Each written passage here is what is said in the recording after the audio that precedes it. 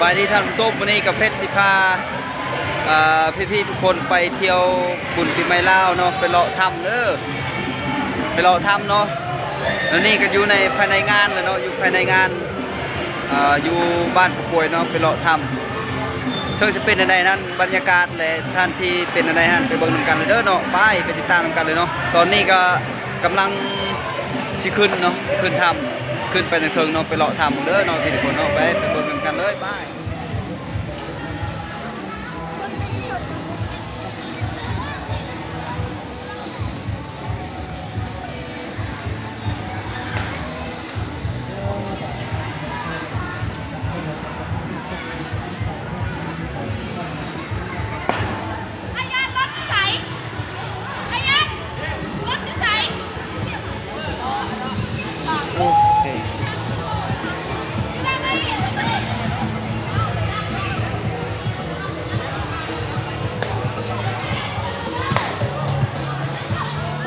พามาลิ้นถ้ำ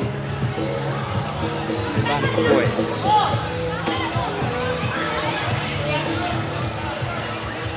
เนี่ยบทถ้ำโอ้งามหลายธรรมศาสตร์น้ำเย็นใส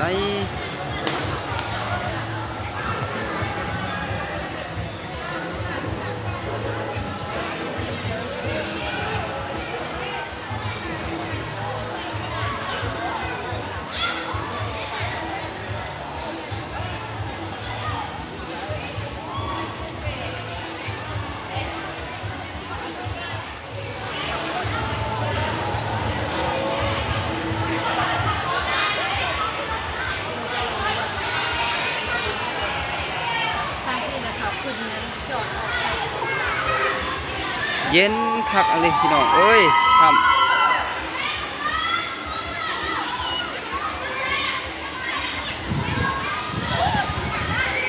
ลมพ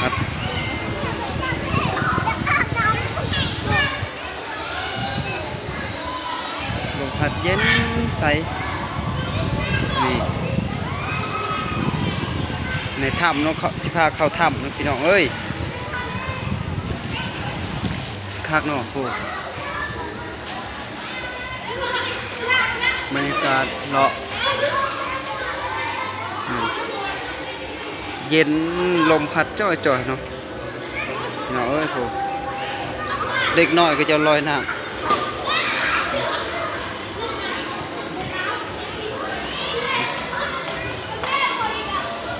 งามหลายบรรยากาศวันปีใหม่ลาวเนาะมาเที่ยวถ้ำโอ้บรรยากาศธรรมศาสตร์สวยงามเย็นสดชื่นเนาะเข้าถ้ำนี่คึกคืนมวลซื่นคึกคืน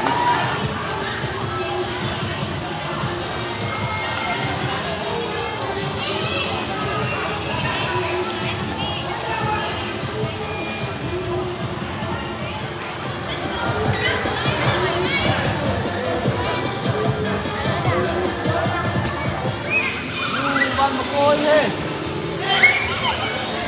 ถ้าเขามาเล่นน้ำ